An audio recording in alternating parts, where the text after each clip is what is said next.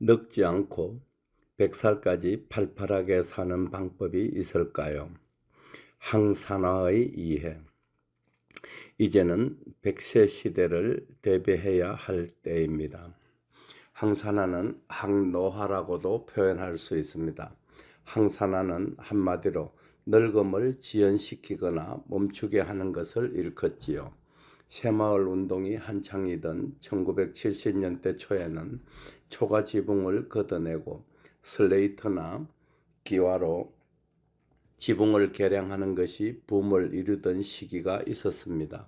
그런데 슬레이트나 기와로 지붕을 바꾼 후에는 처마 바깥쪽으로 60에서 70cm쯤 함석을 덧대는 공사를 했습니다. 이 물바지는 비바람이 불 때 비가 집 안으로 들이치지 않도록 하는 역할을 합니다. 함석으로 된 물바지는 4 내지 5년 정도는 잘 버티다가 그 후부터는 차츰 녹이 슬기 시작하고 또 몇 년이 흐른 후에는 구멍이 생기게 됩니다. 그러다가 그 물바지는 어느 날 삭아서 사라져 버립니다. 이렇게 어떤 물질에 녹이 슬거나 삭아서 없어지는 현상을 우리는 산화라고 부릅니다. 반대로 녹이 슬고 삭아서 없어지지 않도록 페인트 칠을 하거나 방청 처리를 하는 것을 항산화라고 할 수 있을 것입니다. 항산화는 다른 말로 항노화라고도 표현합니다. 인체에 있어서 산화 혹은 노화를 촉진시키는 것은 염증입니다. 염증은 불의 병입니다. 그러니까 불꽃 염자는 불화를 2개 표게 놓은 것이지요. 염증은 5가지의 특징을 가집니다. 첫째, 염증은 열이 나고 통증이 있으며 붓고 빨개지며 결국에는 사망에 이르게 하는 이 5가지입니다. 그렇다면 염증은 무엇이 원인일까요? 활성산소입니다. 우리가 호흡할 때 들이마시는 산소 중 98%가량은 정상적인 생명활동에 쓰이고 나머지 2% 정도가 활성산소로 변화되어 신경세포 등을 타고 우리 몸의 이곳저곳을 돌아다니면서 트러블을 일으킵니다. 활성산소들이 인체 세포를 공격하는 횟수가 하루에 7만 회 이상이라고 하니 거의 매 초마다 한 번씩 꼴입니다. 방심하고 있거나 허점이 있는 세포는 활성산소의 공격에 속절없이 당함으로써 염증으로 나타나는 것입니다. 이런 무서운 활성산소일지라도 천적이 있습니다. 폴리페놀이 그것입니다. 폴리페놀은 식물에만 존재하는 화학물질인데 인간은 하루에 최소한 600mg 이상을 섭취토록 세계보건기구는 권고하고 있습니다. 그러나 인간이 실제로 섭취하는 폴리페놀은 세계보건기구가 권장하는 수준의 절반인 평균 300mg에 불과한 실정입니다. 몽골인들의 평균 수명이 짧은 이유도 말젓으로 만든 요구르트와 양고기 등 육식 위주의 식습관이 그 원인으로서 식물성 화학물질인 폴리페놀의 섭취 부족이 큰 영향을 미친 것으로 보여집니다.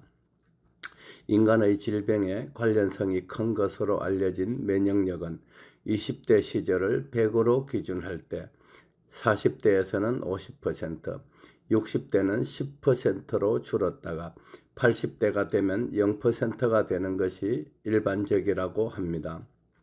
하지만 면역력이 거의 소멸된 60대 이상의 노년층이라고 질병에 무방비로 노출되는 것은 아닙니다. 인체에는 면역력을 대체해주는 항산화 효소라는 물질이 후천적으로 생성되는 까닭입니다. 항산화 효소는 비상시를 대비해서 차에 싣고 다니는 스페어 타이어를 생각하시면 편할 것입니다. 항산화 효소가 생성되기 위해서는 3가지 요소가 필요합니다. 비타민과 미네랄, 그리고 폴리페놀이 세 가지 요소입니다. 폴리페놀은 1992년도에 프랑스 의사들이 미국인과 프랑스인들의 건강 상태를 비교해 보면서 왜 미국인들은 프랑스인들에 비해 심혈관 질환이 3배나 더 많은지에 의문을 갖고 두 나라 국민들의 식습관을 비교해 보던 중 프랑스인들이 식사 때마다 많이 마시는 적포도주를 주목하게 되었고, 결국은 적포도주에 많이 함유된 폴리페놀이 심혈관 질환을 예방하고 치료한다는 사실을 규명하기에 이른 것입니다. 1992년 이전만 하더라도 영양학자들은 비타민과 미네랄만 넉넉히 섭취하면 건강을 지킬 수 있다고 생각했습니다. 그런데 그게 아니었던 것입니다. 콘크리트를 양생할 때 시멘트와 모래 그리고 자갈의 일반적인 혼합 비율은 1대 3대 6입니다. 이 비율로 배합되어야만 고층 빌딩도 튼튼하게 지을 수 있습니다.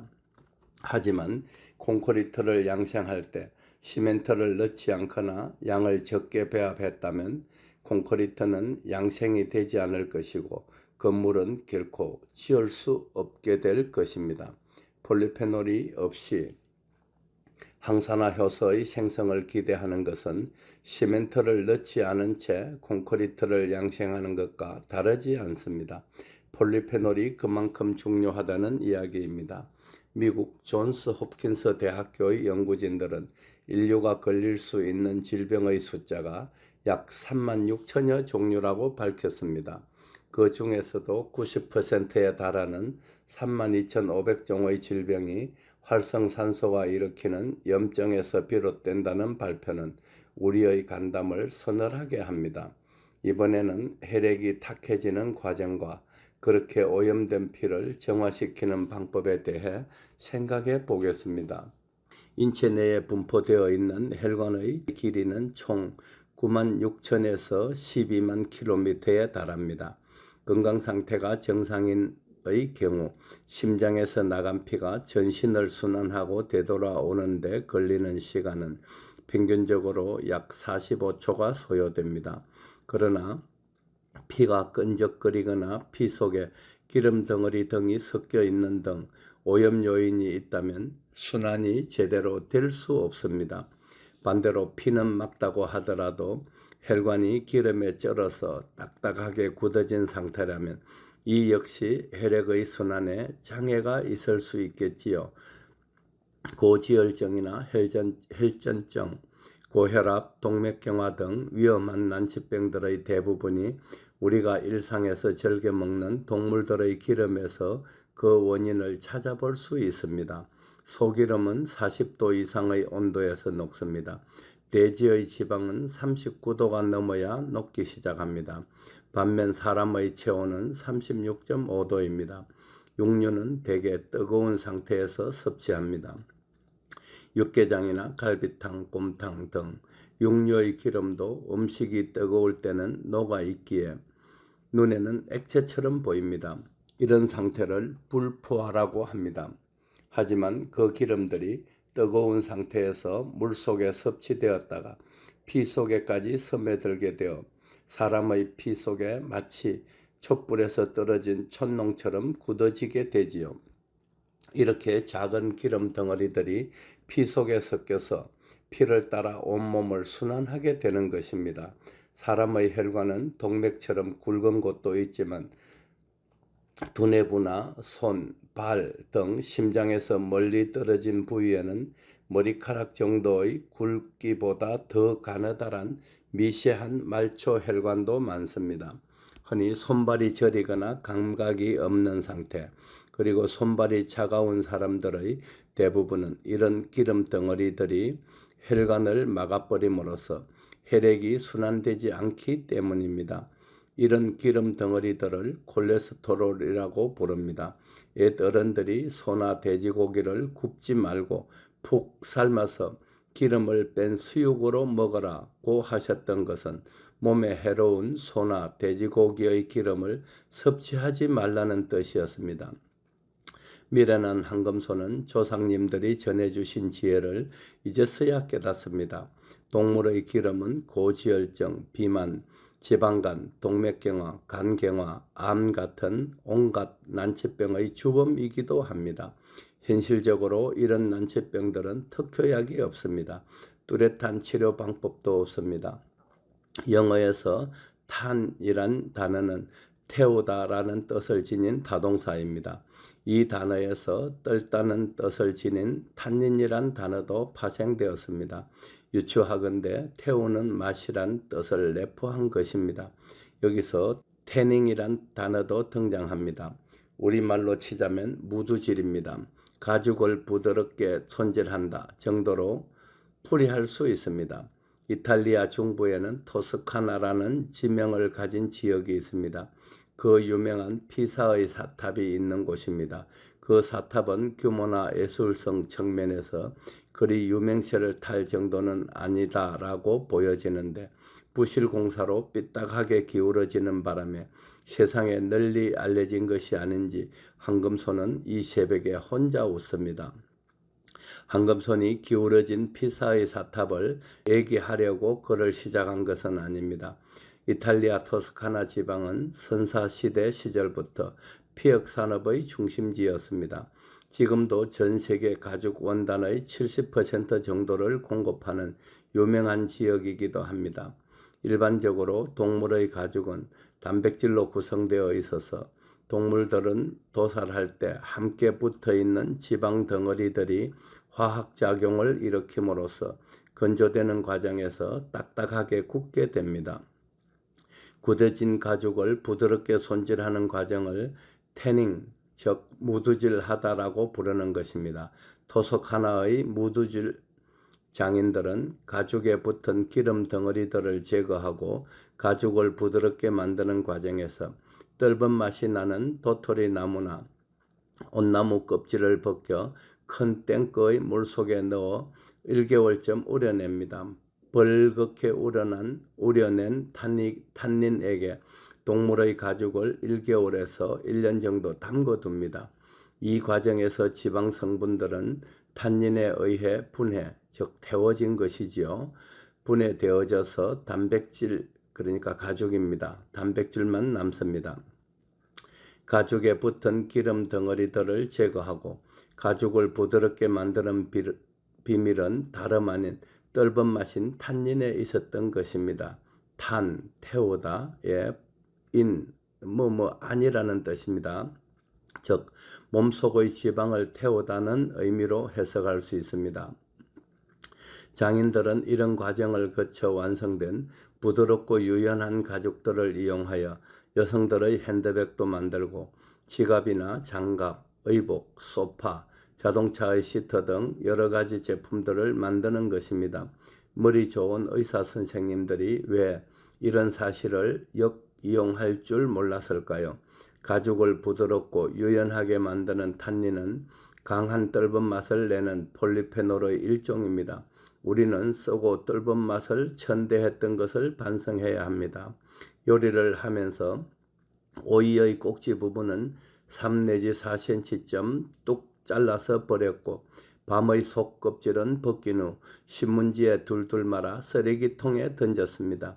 이 탄닌이 사람들을 괴롭히고 죽이던 난치병들을 예방하고 치료하는 특효약이었는데도 말입니다.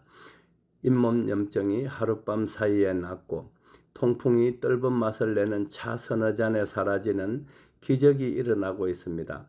간경화로 시한부 인생을 살던 사람들이 멀쩡하게 살아났습니다. 폴리페놀 앞에서 대상포진은 병축에도 못 깁니다. 고혈압이 정상으로 돌아오고 당뇨병이 낫는 기적이 나타납니다. 질병의 90%가 활성산소로 인한 염증에서 비롯되는데 그 염증들은 활성산소만 잡으면 즉시 사라집니다. 기적이라고들 합니다. 가까운 장래에 대한민국을 쓰러뜨릴 주범이 무엇이냐고 묻는다면 국민들의 건강 악화로 인한 건강보험 재정의 직출 때문일 것으로 보여지는데 이에 대해 여러분은 어떤 생각을 갖고 계시는지요? 나라가 이대로 쓰러져도 좋겠습니까? 우리 세대는 그렇더라도 우리의 후손들에게까지 백마의 고통을 물려주어야 하겠습니까? 이탈리아는 폴리페놀을 이용하여 좋은 가죽을 만들어 세계 시장을 장악했습니다. 우리나라는 폴리페놀을 한 차원 높게 활용해야 합니다. 그리고 전 세계의 난치병 환자들에게 희망을 주어야 합니다. 이 사업은 경제적으로 따졌을 때 이탈리아가 가죽 산업으로 벌어들였던 수익보다 만 배는 더 큰 파급 효과를 낼 것입니다. 이 사업은 대한민국 국민을 살리고 대한민국을 세계에서 얻금 가는 나라로 세울 것임을 믿습니다. 그 모든 일들의 중심에 해죽순이 있습니다. 머지않아 다가올 100세 시대는 해죽순이 그 주인공이 될 것임을 믿습니다. 100세 시대는 100살까지 살다가 죽자는 것이 아니라 100살 이후에도 팔팔하게 활동을 한다는 의미로 받아들여 주십시오. 해죽순만 생각하면 가슴이 두근거려 잠을 이룰 수 없을 정도로 큰 감동이 밀려옵니다. 고맙고 감사한 새벽입니다. 2024년 3월 16일 이른 새벽에 새벽을 깨우는 사나이 해죽순 개발자 한금손 배대열 올림. 배대열의 세상만사. 구독과 좋아요를 눌러주시면 황금손은 큰 힘을 얻습니다.